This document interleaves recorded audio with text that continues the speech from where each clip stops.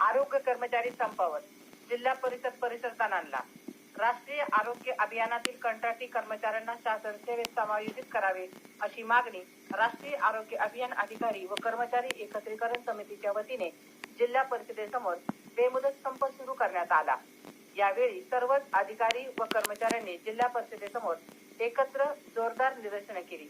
यावेळी आरोग्य कर्मचाऱ्यांनी जोरदार निदर्शने केल्यामुळे जिल्हा परिसर तणाणून गेला होता. राष्ट्रीय आरोग्य अभियानामध्ये कंत्राटी कर्मचारी 10 वर्षापेक्षा अधिक काळापासून सेवा देत आहेत. 10 वर्षे व त्यापेक्षा अधिक सेवा झालेल्या कर्मचाऱ्यांचे 14 मार्च 2024च्या शासन निर्णयानुसार सरकारी सेवेत समायोजन करण्याचे आदेश देण्यात आले.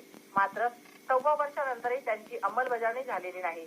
राज्यपालांनी 17 जुलै 2025 रोजी विधिमंडळाच्या पहिल्या अधिवेशनातील भाषणात राष्ट्रीय आरोग्य अभियानांतर्गत कंत्राटी कर्मचाऱ्यांना नियमित करण्याचा निर्णय घेतला आहे.